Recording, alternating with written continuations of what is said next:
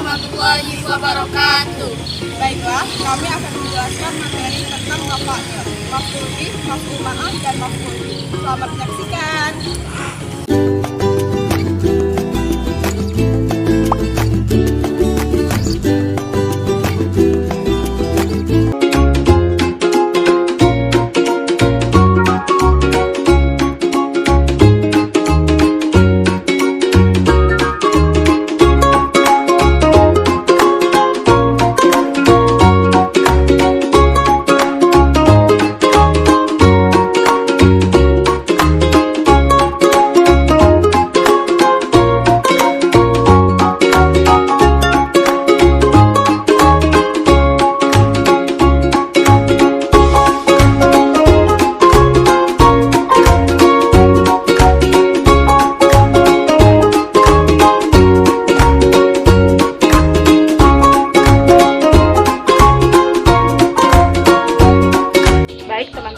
Yang pertama kita akan membahas tentang maf'ul bih. Nah, dalam bahasa Arab, maf'ul bih ialah huwa ismun mansubul ladzi yaqahu bihi fi'lu. Isim mansub yang dikenai pekerjaan. Atau maf'ul bih ismun mansubun waqa'a alaihi fi'lul fa'il. Maf'ul bih adalah isim yang dibaca nasab yang dikenai sasaran pekerjaan dari si fa'il. Nah, dalam bahasa Indonesia, maf'ul bih ini bisa diartikan sebagai objek. Nah, supaya lebih paham, kita akan masuk ke contoh dari maf'ul bih ini yang pertama. Nah, contoh maf'ul bih yaitu yaftahu Muhammadun al-baba. Muhammad membuka pintu. Yaftahu adalah fi'il mudhari, Muhammadun adalah fa'il, dan al-baba adalah maf'ul bih. Nah, pada contoh ini bisa kita lihat teman-teman bahwa yang menjadi sasaran pekerjaan dari Muhammad atau fa'il adalah al-baba atau pintu. Maka kata al-baba atau pintu ini adalah maf'ul bih karena merupakan sasaran pekerjaan dari fa'il. Kemudian teman-teman, maf'ul bih ini terbagi menjadi dua. Yang pertama maf'ul bih isim dhohir dan yang kedua maf'ul bih isim dhamir. Nah, yang pertama kita akan membahas terlebih dahulu maf'ul bih isim dhohir.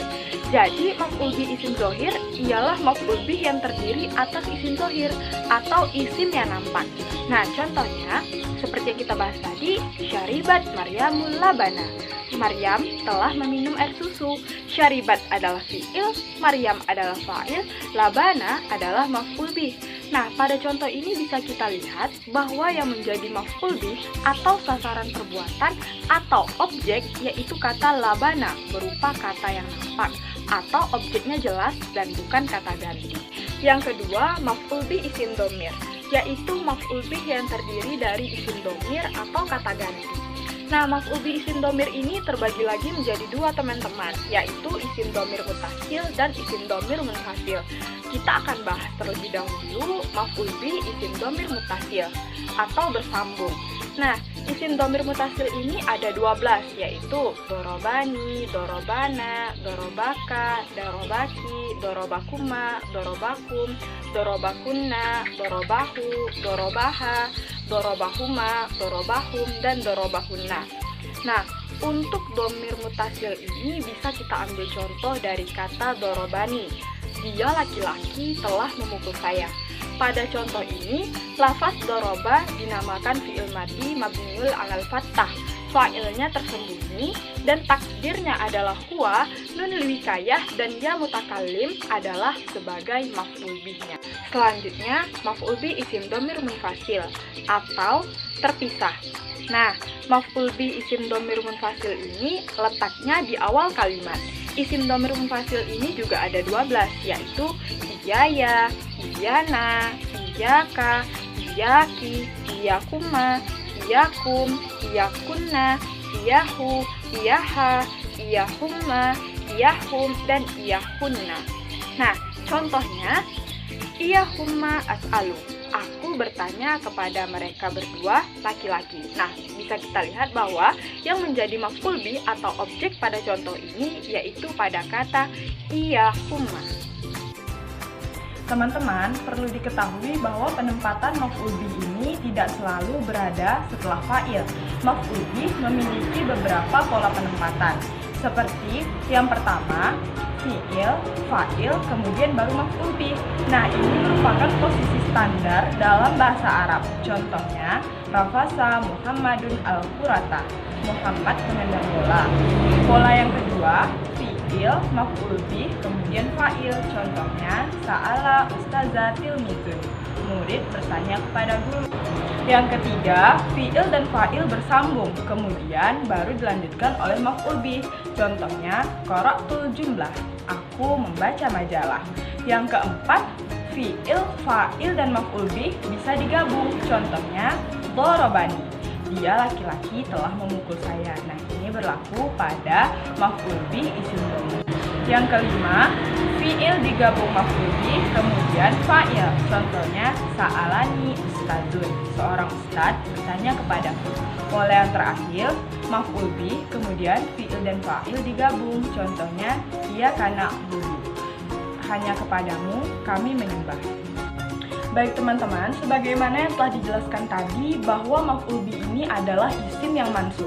Artinya, i'rab dari maf'ul bih ini adalah nasab. Tanda nasab pada maf'ul bih ini adalah fathah, alif, kasrah, dan ya.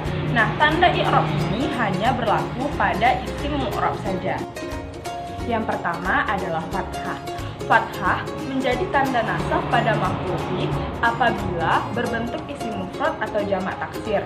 Contoh dari isim mufrad ini seperti daraba khalilun kalban. Daraba adalah fi'il, khalilun adalah fa'il, dan kalban adalah maf'ul bihnya. Nah, bisa kita lihat teman-teman bahwa pada kata kalban ini dia beri'rab fathah. Kemudian pada jamak taksir contohnya katabal mudarrisun musufa. Nah, sama seperti tadi, yang menjadi tanda i'rabnya, tanda nasabnya adalah fathah. Selain fathah, alif juga merupakan tanda nasab dari maf'ul. Alif ini menjadi tanda nasab pada maf'ul bih apabila maf'ulnya ini berbentuk isim lima. Contohnya, ra'aitu abaka. Kemudian, kasrah. Nah, kasrah menjadi tanda nasab pada maf'ul bih apabila maf'ul bih berbentuk jamak muannats salim. Contohnya, ra'aitu thalibati. Yang terakhir adalah ya. Ya menjadi tanda nasab pada maf'ul apabila maf'ul bih ini berbentuk isim tasniyah atau jamak muzakkar salim. Contoh dari isim tasniyah yaitu darabat salma qittin.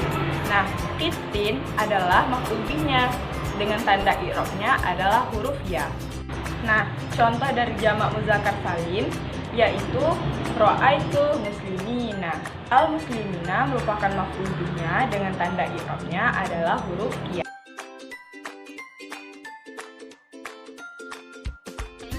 Dua, maf'ul ma'ah. Maf'ul ma'ah adalah isim mansub atau isim yang dinasab yang disebutkan setelah huruf waw atau yang bermakna ma'ah.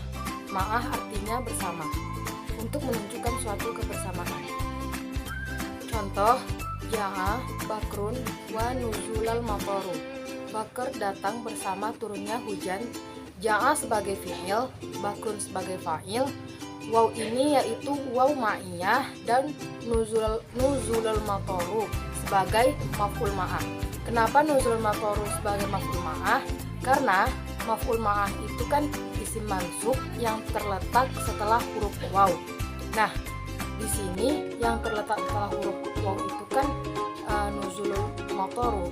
Jadi maf'ul ma'ah di sini yaitu nuzulul mataru. Nah, waw di sini artinya bukan dan, melainkan artinya yaitu bersama. Maf'ul ma'ah ini memiliki kaidah atau aturan, yang dimana kaidah atau aturannya yaitu 1. Maf'ul ma'ah berhukum mansub dan didahului huruf yang bermakna bersama. Contohnya, nama Sa'idun wal misbahun. Sa'id tidur bersama sebuah lampu. Nama sebagai fi'il, Sa'idun sebagai fa'il, waw sebagai lil ma'iyah atau waw ma'iyah, dan misbahun sebagai maf'ul ma'ah. Yang kedua, perbuatan oleh pihak subjek saja tanpa bersekutu dengan maf'ul ma'ah. Contohnya, Saro aliyun wan naharo. Ali berjalan bersama sebuah sungai. Saro itu sebagai fi'il, aliyun sebagai fa'il, dan naharo sebagai maf'ul ma'ah. Di sini subjeknya tidak bersekutu dengan maf'ul ma'ah. Dan yang ketiga, maf'ul ma'ah merupakan di antara status kalimah sebagai pelengkap jumlah. Jadi di sini maf'ul ma'ah itu hanya sebagai kalimah pelengkap saja. Contohnya, wa khaltus suqah wa tuli asyamsi. Aku masuk pasar bersama terbitnya matahari. Maf'ul ma'ah juga memiliki syarat-syarat.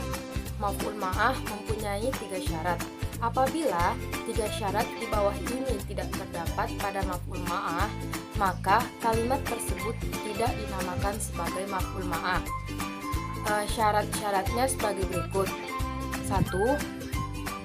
Isim adanya yang mansub sebagai fatlatah. Yang kedua, sebelum waw ma'iyah ada jumlah. Dan yang ketiga, adanya al-waw yang mendahului isim tersebut jelas nasnya sebagai waw al-ma'iyah. Maf'ul fi atau zaraf ialah isim mansub yang menyatakan tempat atau masa-masa terjadinya perbuatan atau pekerjaan. Contohnya, ya'labu zaidu qur'atan al-qadami amama al-mudrasati. Artinya Zaid bermain sepak bola di depan sekolah. Ini tuh sebagai keterangan tempat. Mim dalam misal di atas itu merupakan penjelasan waktu terjadinya suatu tindakan main bola. Demikian pula lafaz amama ialah keterangan lokasi terjadinya suatu tindakan main bola. Setiap zarf makan, tempat, zaman, ataupun waktu harus dibaca nasab. Kemudian yang B, pembagian maf'ul fi atau zaraf. Yang pertama, mutazaraf, lafaz yang terkandung bermanfaat sebagai zaraf. Contoh sebagai zaraf tuh, sumtu yaumal isnaini, aku saum puasa pada hari Senin. Yang kedua, wairul mutazaraf, lafaz-lafaz yang hanya dipakai untuk zaraf atau majrur. Contohnya, zurtu aliyan ba'da, aku menengok Ali sesudah kamu. Yang C, pembagian i'rab maf'ul fi dan zaraf. Yang pertama, zaraf yang mu'rab seperti yauma, laila, kurang, kanata. Yang kedua, zaraf mabni yang senantiasa dibaca dalam format yang sama seperti al-an, amsa, izhar, hayusu. Di antara contoh di atas ada sejumlah fakta yang dapat bermanfaat untuk zaraf dan bukan zaraf, yang ketika tersebut ya i'rab cocok diletakkan dalam jumlah. Contoh maf'ul fi. Maf'ul fi juga dinamakan zaraf zaman apabila menunjukkan kepada waktu terjadinya fi'il, dan dinamakan zaraf makan apabila menunjukkan kepada tempat. Contohnya tuh seperti saparati tayratu lailan. Pesawat itu melakukan perjalanan di malam hari. Lailan sebagai zaraf zaman mansub dengan fathah. Adapun catatan dalam pembahasan kali ini, yang pertama, boleh memajrurkan zaraf gairu mutasar dengan lafaz. Yang kedua, ada sebagian zaraf yang mabni, yaitu tidak berubah akhirnya walaupun berubah kedudukannya. Yang ketiga, isim setelah zaraf selalu majrur sebagai mudhof ilaih. Yang keempat, lafaz mim bisa masuk ke sebagian zaraf. Yang kelima, boleh menambahkan ya bertasdid kepada isim-isim arah. Yang keempat, yang terakhir, contoh zaraf di Al-Quran ada di surah Al-Baqarah ayat 184 yang berbunyi aima ma'dudah. Baiklah, mungkin hanya itu penjelasan dari kami. Semoga ilmunya bermanfaat, dan kami mohon maaf jika terdapat kesalahan dalam menjelaskan. Kami akhiri dengan wassalamualaikum warahmatullahi wabarakatuh.